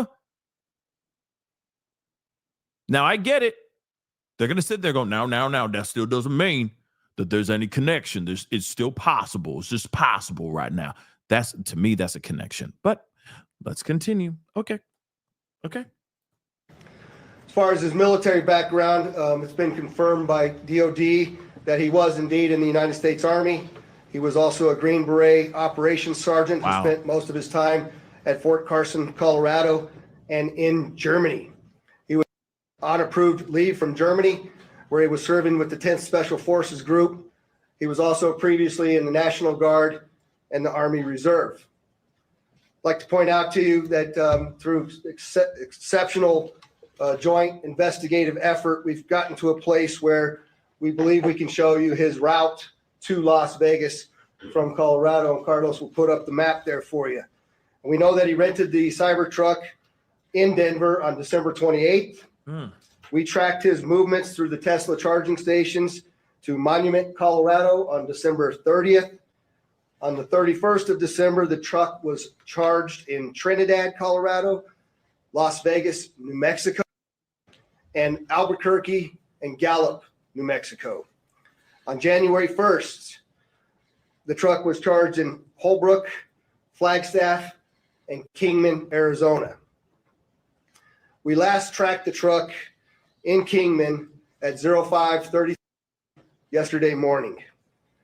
The truck was first spotted in Las Vegas at 7:29 a.m. yesterday. And Carlos will pull up a picture of the truck pulling onto Fashion Show Drive here. And that picture was observed at about 7:34 a.m. We know that he pulled into the Trump Valet. I believe we have a video of that. You can see the Cybertruck highlighted there.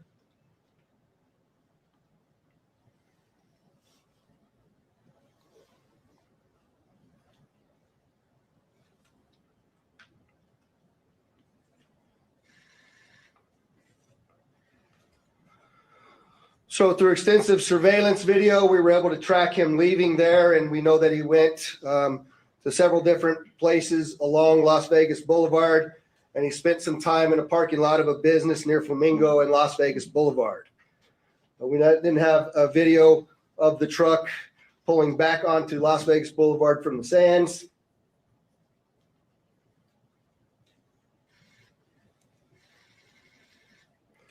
See that there? That's north on the boulevard from Sands at 8:39, where he then immediately heads to the Trump Hotel, pulls into the valet area, and as of course you all know, the explosion occurs within 17 seconds of his arrival at the valet. There's some additional investigative updates that are going to be provided to you by a couple of the other speakers here, the first of which will be our special agent in charge of the FBI local office, Spencer Evans. Spencer? Good morning. My name is Spencer Evans. I'm the special agent in charge of the FBI's Las Vegas division. As the sheriff mentioned, we've been working through the night with our partners, the Las Vegas Metropolitan Police Department and other agencies, to gather all the facts and determine a motive to what was initially reported to the FBI as a bombing incident, to which our special agent bomb techs and others responded. Obviously, we're always concerned in these sorts of events to ascertain what the motive is. We understand that's everybody's at the forefront of everyone's thoughts. Yeah. So looking into exactly what the motivation is remains our number one priority. This is why the FBI's Joint Terrorism Task Force has been brought into play. The Joint Terrorism Task Force, most important part of that acronym is joint.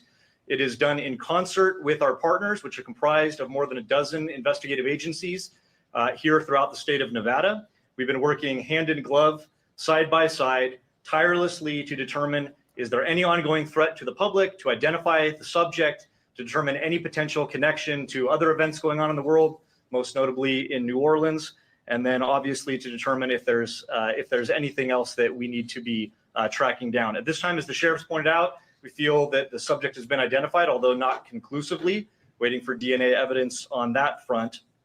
However, we do feel like we have the subject identified, and at this time, there is no information about additional subjects that the FBI is tracking on.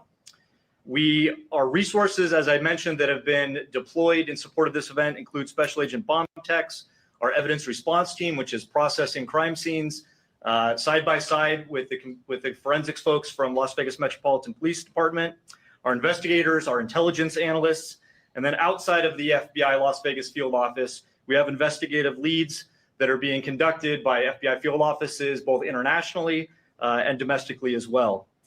As always, when the FBI is involved with any sort of case like this, we ask for help for the public. Anyone with information related to this incident, we encourage you to please call 1-800-CALL-FBI, or you can submit a tip online at tips.fbi.gov. We've already received thousands of tips related to this incident. The challenge that we face moving forward is to separate those that are pertinent and relevant and those that can be verified for those from those that have not. For example, one of the tips that we received just today relates to information alluding to this subject's personal experiences related to his time and activity in the military. Again, that's unverified and uncorroborated, but one of many tips and leads that we will be following up in the days that come. Interesting. If you have any additional information, again, encourage everyone, 1-800-CALL-FBI, or submit it online, tips.fbi.gov. We will tirelessly work to exhaust all investigative leads and conclusively determine what the nature of this particular incident was, what the motivation was, and to the extent possible, share all that information as we obtain it. I'll now turn some time over to the Assistant Special Agent in charge from the ATF, Kenny Cooper.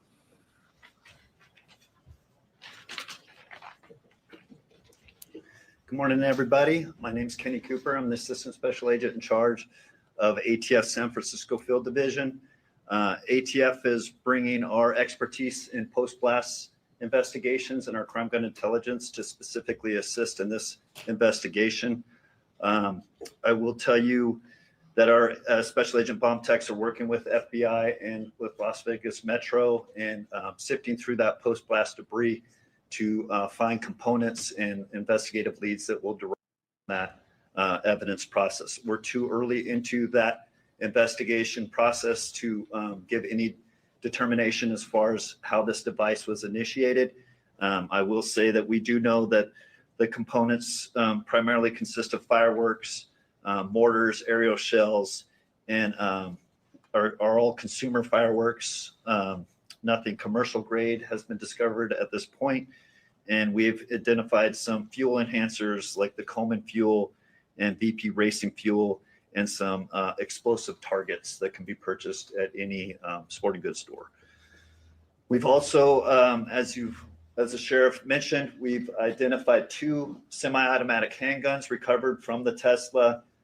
We have successfully traced those firearms, and I can tell you that Matthew Livesberg lawfully purchased both of these firearms on December 30th, 2024.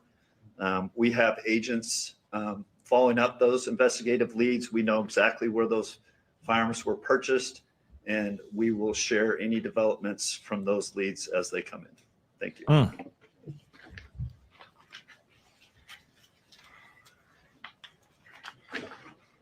We also have the Clark County Fire Chief here, John Steinbeck, and he didn't have any additional updates, but if there's any questions in regards to what the fire department did during this, he's here to answer those questions as well. With that, I'd just like to say before I take a couple questions from all of you, you'll notice that we're not releasing information that we haven't corroborated and verified. We're very well aware of all of the things that are going around on social media.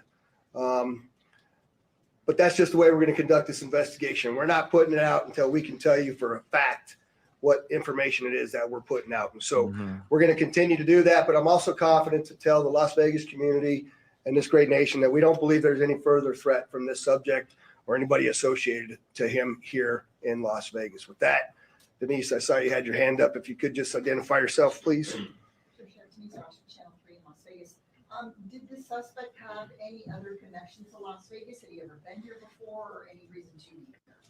So the question was, did the subject have any ties to Las Vegas, or had he ever been here before? I do believe we had one instance a number of years ago where he stayed at a local hotel, but we're still trying to verify that information as well. Sir? The David Charles, KLAS TV. There was, you have a gentleman in a Cybertruck Trump Hotel. There's information that the FBI was in Colorado Springs last night, possibly at the gentleman's home. Any information about why?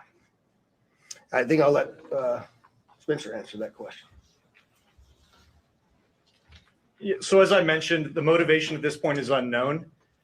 We are, as I mentioned earlier, following investigative leads both domestically and internationally as well. And so that includes search warrants and witness interviews, collecting forensic information, and basically trying to compile the facts. And so there's investigative activity taking place literally around the globe, trying to determine what the potential nexus is. But at this time, at this particular moment, as the sheriff aptly said, we have to focus on what we know and what we don't know. We know we have a bombing, absolutely. And it's a bombing that certainly has factors that raise concern. It's not lost on us that it's in front of, of the Trump building, that it's a Tesla vehicle, but we don't have information at this point that definitively tells us or suggests it was because of this particular ideology or the, any of the reasoning behind it. That's the purpose of the investigation that we're conducting, is to get to the bottom of exactly what happened, why and how. Sir. Tim Caputo with KBC in Los Angeles. You mentioned the number of similarities between this case and the one in New Orleans. How far in the investigation process do you guys go to try to rule out that they are connected, knowing that you already have a couple of things that seem to connect them together? So the question is how are we working to rule in or rule out any connections to the New Orleans event? And the answer to that is every tip and lead that comes in, every piece of evidence that comes in, we don't discount it. We work it through it. It's a interesting thing during these kinds of investigations that if these turn out to be simply similarities, very strange similarities to have. And so we're not prepared to rule in or rule out anything at this point. There's lots more for us to do in this investigation. We haven't even gotten into the phones or the computers, which are usually very, very instructive and informative to us as we investigate. And we've got a lot more work to do to trace him, to see the stores that he went to rule out anybody else. Lots of investigative work to do. And we're just trying to give you an update on what we know now that is factual. Rio Yamat, AP, was the gunshot wound to his head self-inflicted? We believe the question is, was the gunshot self-inflicted? And we do believe it was, since he was the only person in the vehicle, and it occurred immediately prior to the vehicle blowing up. Back there, sir? Yes, sir. Morgan Chesky, NBC News. With the evidence you've Crazy. seen so far, are you comfortable now calling this a suicide mission? The question is, am I comfortable calling it a suicide mission? I'm comfortable calling it a suicide with the bombing that occurred immediately thereafter. I'm not giving it any other labels. And with the friends and family you've spoken to so far, have they shared any prior red flags? The question is, did we have any of the family members share any particular red flags? Again, I'll go back to what I know is circulating on social media, but none of that has been verified at this point. And final question real quickly. All the components you found inside the Cybertruck, were they all purchased in Colorado? The question is, were all the components found inside of the Cybertruck purchased in Colorado? And I don't know the answer to that. That's part of why we're doing the extensive part of the investigation. Tom Neal, Associated Press. Can you talk a little bit about the security measures you have in place at the hotel now? So as you all know, we had just successfully completed a New Year's Eve event where hundreds of thousands of people come to Las Vegas. I've extended our posture just like it is for a New Year's Eve event, where I have thousands of police officers that are working day in and day out. Obviously, dozens and dozens of people that are working on this investigation as well. We'll continue to look at what that security posture looks like, but I'm confident in the safety of our community as we move forward. Go ahead in the middle there. Joe Mueller, Channel 13 here in Las Vegas, ABC. Did Levelberger have any sort of criminal record at all? And also, do you know when that Turo vehicle was rented? The question was, is there any criminal record? None that I'm aware of. That has not been brought to my attention that he had a criminal record. And I said that the Cybertruck was rented on December 28th in Denver, Colorado. Right here. Hi, Stephanie Price, Fox News. Hi. Hi. Have you guys been able to verify that he checked into the Resort World Hotel the day before this? The question is, do we know if he checked into the Resorts World the day before this? I'm not aware of that information. Sir? Mike Allen, Fox 5 Vegas. You mentioned increased security presence at the Trump International. Is that going to extend further along the strip, or is it just there? And how long do you anticipate that lasting? The question is generally about the security posture, and that's entirely our entire community, not only Fremont Street and the Strip, but surrounding neighborhoods as well, just to make sure that we have the community feeling that level of safety that they need to feel after an event such as this. Right next to you there. Katie from the Las Vegas Review-Journal. How exactly were you guys able to use the charging stations to track the car's route? The question is, how were we able to use the tracking or the charging stations to track the vehicle all the way through? And I'm not exactly sure how to answer that question just yet. I know that there's some capability by being able to determine that the car is connected to the charger. One of the things that we're looking for is anybody that may have been at the charging location at the same time. We're looking to try to identify them because their vehicles would have also had cameras that would have taped anybody in and around them. We're trying to get people that may have been in the same locations at the same time that have video on their vehicle that could provide that video to us as well. I'll take two more. Go ahead. Rio Umat, again, AP. Can you talk about the damage being contained by the Cybertruck itself? And do you think that plays into whether he was aiming to hurt others or was it a public suicide? Yeah, the question is about the Cybertruck and the lack of damage to the Cybertruck and containing the explosion. Carlos, if you could put that truck back up there, it might be helpful. But, you know, you'll see if you look on the outside of that vehicle, it's hard to tell from that photograph. But other than the windows being gone, that's a bit more disassembled than it was at the scene. And the back area being blown off, there's no evidence of physical damage to the sides of that vehicle. And so the explosion that was in that vehicle sort of vented out and up, but it didn't even damage the glass doors at the Trump. So I'm not sure what that means. I also know that there's a number of unexploded pieces of the thing inside of that vehicle. And so I just don't think that it was done as well as he was expecting it to be done. But go ahead. Sofia Rodriguez with Univision Vegas. I was wondering, were you able to recover the video from the Cybertruck or was that destructive? So the question is, are we able to recover the video from the Cybertruck? And many of you may know that those cyber trucks contain a tremendous number of cameras. Mr. Musk has sent out a number of his folks that will be arriving here this afternoon with the intent to try to capture the part of that captured all of the video from inside of the truck. Sir? Just quickly, you had mentioned a number of the components in the back of the truck that did not go off. Maybe this is a better suited question for ATF, but when it comes to the rudimentary nature of the bomb, I think we mostly think of a bomb that is connected. This seems like individual kind of incendiary and combustible components put together. Can you speak to how you think this is a bomb, or was it just several pieces of things that might blow up and might explode that would just lit and gone off at the same time?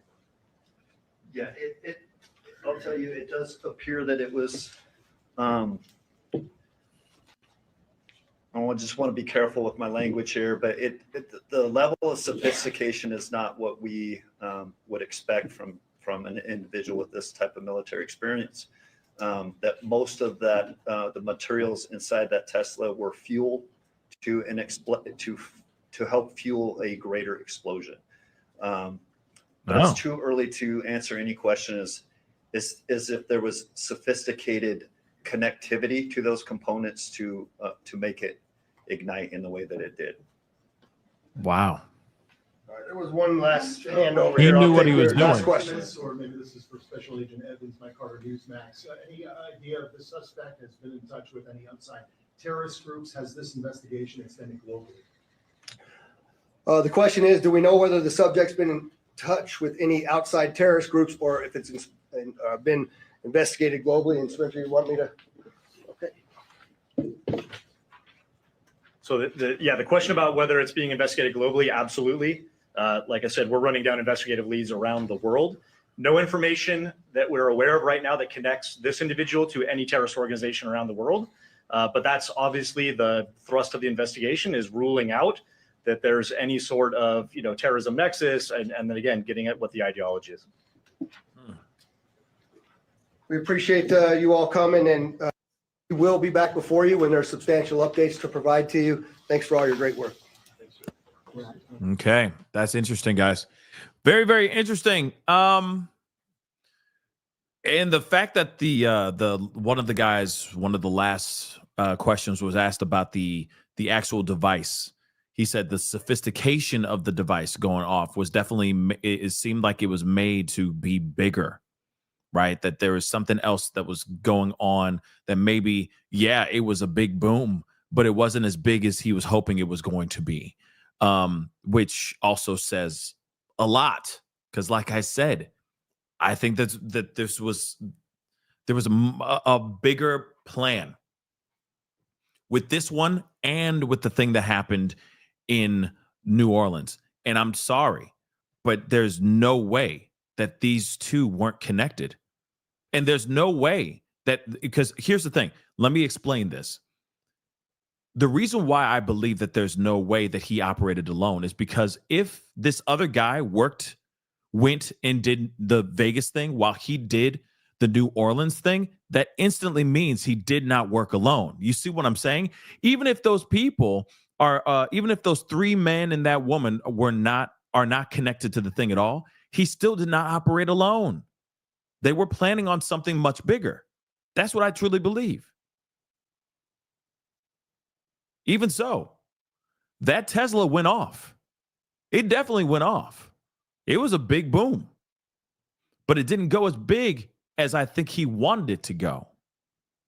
Even one of the people here said themselves, they're like, hey, it was definitely a sophisticated rigging of this device, but it was planned to be something much bigger. That's it. And the guy knew that the thing's going to go off. So he did what he needed to do to get himself gone before the thing went off.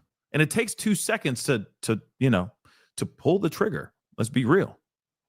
It takes a millisecond to pull a trigger. So he probably set the fuse off, bang, and then the whole thing went boom like that. But I'm telling you right now, these two are connected. There's no way, especially when we heard earlier in the thing, they were at the same army base. They were deployed to Afghanistan around this at the same time, the same year. That's nah. Now, T just asked something. Was this like a S mission, right? Was this a S mission? The chief of police said, I'm not even going to answer that. It was an S, and then the boom went off. He's like, I'm not going to even answer that. We still don't even know. He's like, we still don't know. But it sounds like it was. To me, it sounds like that's what it was. They did the thing. He did the thing to himself, and the thing went off. Yeah. I don't think, see, that's the thing. It's like he had other weapons in the car. So he might have thought about maybe I'll just set it off and then run and just start, and just start spraying bullets, right? And go, find my ending by the pulling of the trigger by the police. Maybe that's what he was thinking in his head, but then he's like, F it, no. I'm gonna light this fuse and I'm gonna set it off. I'm gonna let myself go. And that's it. What happens after? If it goes off, it goes off. If it don't, it don't. But that's some crazy stuff, yo. That's some crazy stuff. Now they're still waiting to see. I guess there's Tesla experts are going to be coming in to see if they can retrieve some of the videos that were caught inside the car. So then they'll be able to get some more insight or some more ideas of what the hell was going on here. But I'm telling you right now, this was all a united effort together. There could have been more. I don't know. We don't know. But those things did happen. And now we got to see what else is going on with that. And that's some pretty crazy stuff. But I'm going to have to blaze through these super chats and these members chats really, really fast, guys. So Grace, thank you so much for being a member for the past 18 months. Happy birthday to our little Patty. Yes, happy birthday. Happy birthday, little Patty. Thank you so much for being so supportive and all that. Happiest of birthdays to you. Caprice, thank you so much. Did you see the email yesterday about them calling for it? ISIS is calling for it. I saw a slew of different different emails from many people.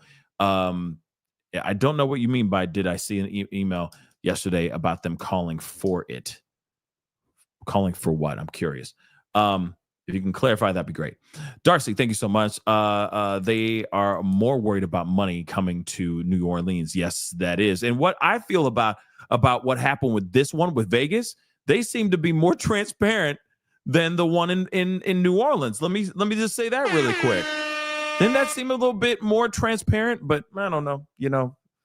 I get it that a lot of this is still ongoing and all that. It's still a developing situation. I get it. Even with the Las Vegas is having, but you got to understand too. We also got to put into consideration the casualties were much less over here in Vegas than it was over in than over in New Orleans. It was a much contained situation than it was in New Orleans. So I get that piece too. And they're going to have to do their due diligence, but they need to stop saying things on press conferences and then retracting that, because people are going to start going, wait a second, why are you changing the story, homie?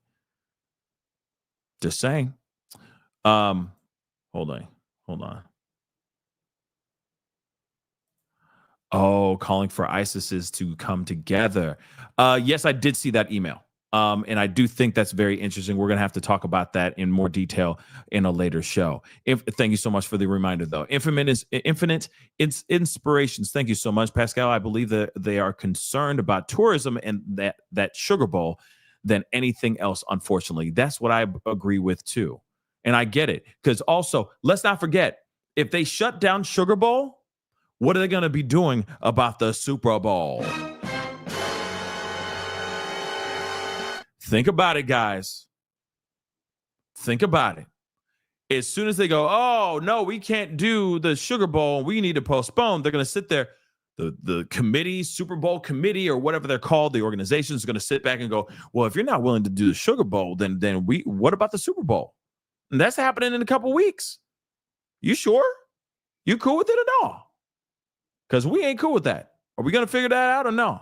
Because that's a lot of money coming to New Orleans.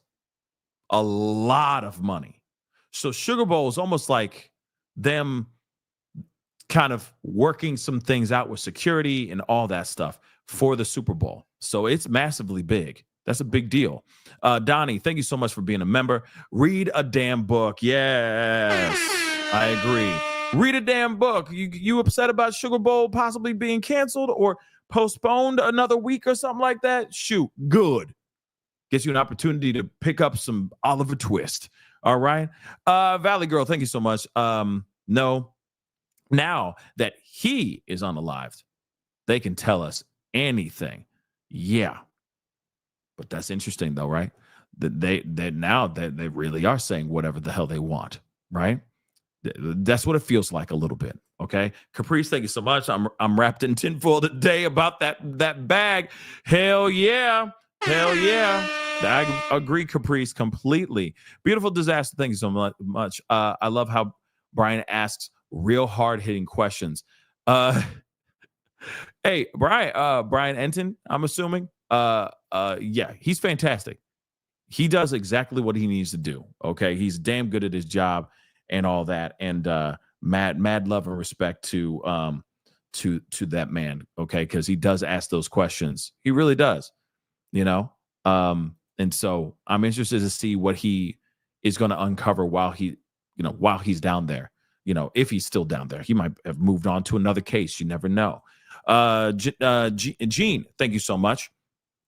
May the victims rest in God's peace. Yes, indeed. I agree with that 110%. And Ray Twice, thank you so much for the love. I really appreciate that. Thank you so very much.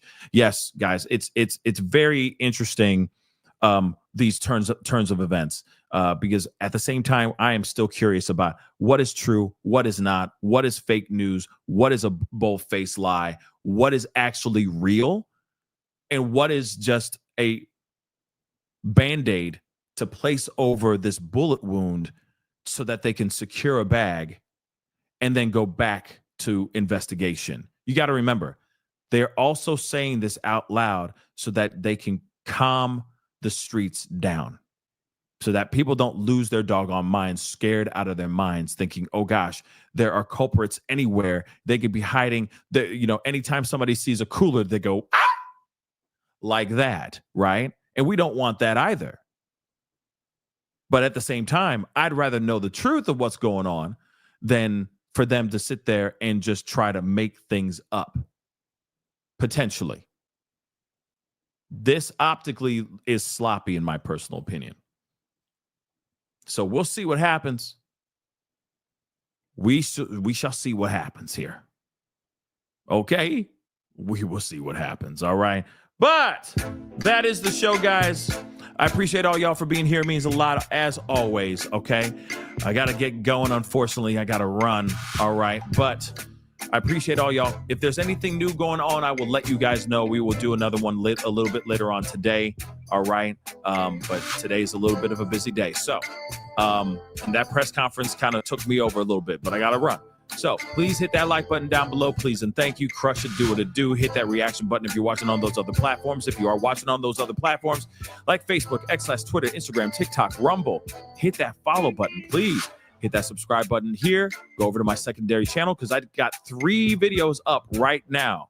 Put them all up. Bang, bang, bang. 3 videos up on the secondary channel, the Pascal Show clips.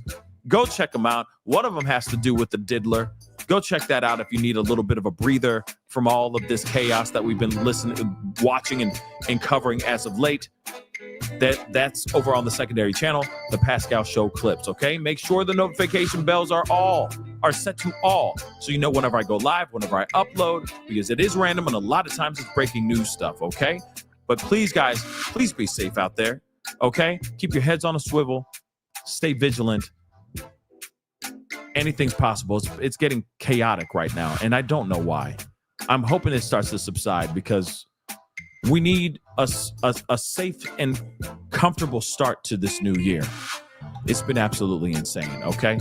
But hit that join button down below. Become a member. Check out my Patreon. Check out my locals. Of course, check out PascalMerch.com. Again, PascalMerch.com. We got some really great stuff over there, so go check it out, baby. All right? Anyway, it is time to get going. Be safe out there. I love y'all. And I'll talk to you guys very, very soon. Be good to yourselves. Be good to one another. This is the Pascal Show. Bye.